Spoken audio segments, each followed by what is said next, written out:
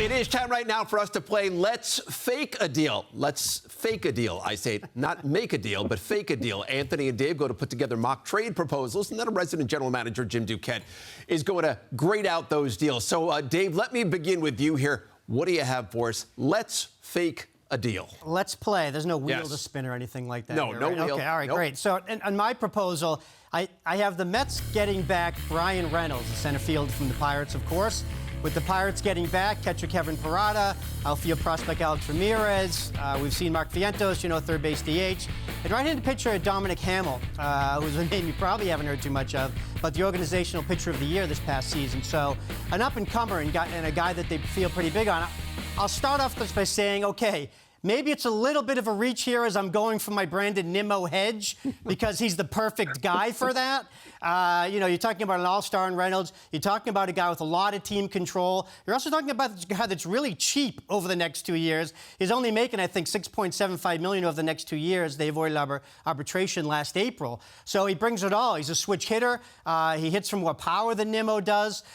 He adds the instant offense that you need, especially when you're worried about Nimmo, getting $150 million and possibly losing him that way.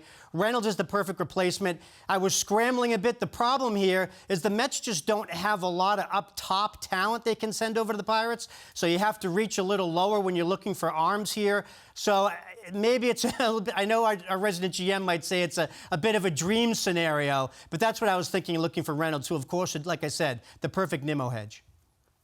Dave, listen, I think everyone loves Reynolds. He's a great fit, right, for the Mets. I think that's the key. You identified the right guy. I think that's the issue that the Mets really have, and they're trying to deal in any of these type of deals, is the quality of the players below even Kevin Parada, who's ranked third on their list. But he's he's a guy that we haven't seen a lot of, and teams haven't seen a lot of at the professional level yet. There's a huge drop-off in. To get a guy like Reynolds with that kind of control and the dollar amount, it's going to cost you one of your top guys, Mauricio or Beatty, and then the drop off from there. So I think that, to your point, like and I think that's the number or volume of players in particular. And Hamill's a guy that has gone up the charts really quickly here since 2021, right-handed pitcher, who I think you're going to see at the major league level quickly.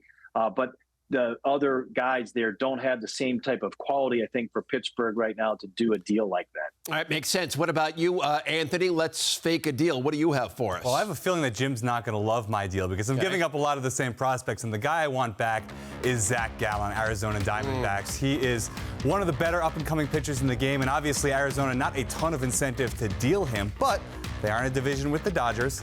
They are in a division with the Padres, teams that spend a lot. Can they win with the core that they have now? If they decide no, it makes a lot of sense to deal a guy like Gallen, who's only 27 years old, 2.54 ERA last year, could get a ton in return. And I actually thought about putting Ronnie Mauricio in this deal, but when I started looking at it, I'm thinking to myself, does Arizona want a guy like that who's had 2 so-so years in the minors, hasn't proven a ton in the upper minors? I understand he's doing well right now in the Dominican Winter League. But I put Alex Ramirez in there instead. I think he's got a lot of helium as a prospect. He's going to be a consensus top 100 guy when the lists are remade this offseason. Stanley Consuegra, a lot of upside as well, a lot of power. There is star potential there, but he is very far away. And also, you saw Mark Melancon in that deal. That's more of a salary dump. So, Jim, tell me you hate it. I don't hate it from the Mets side of things. I do, Melancon's making what? He's making $6 million plus there's an option with a $2 million buyout. So it's not a ton of money, even though it's not a great contract for Arizona. They don't have that payroll pressure necessarily to have to, dangle a Gallen. See, the interesting thing on the Diamondbacks, they have publicly said both Merrill Kelly and Zach Gallen are off limits. If you're going to get them to move them, you're going to have to really up the ante on it. And I think if you were to say Parada and Mauricio, take your chances and see maybe they do like Mauricio. Like you said, there's a lot of strikeout there.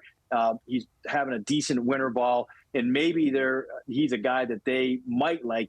But at the end of the day, I think the deal's a little bit light, and you're trying to get a top of the rotation starter who's inexpensive, who the Diamondbacks have already said he's off limits. So it's going to cost you a lot more, I think, with that. And I like Consuegra a little bit. He's a down guy. He'd be like a fourth guy in the deal. I think if you look at Mike Clevenger, when he got traded from San Diego to Cleveland, that type of deal was like 5 guys, 4 major leaguers.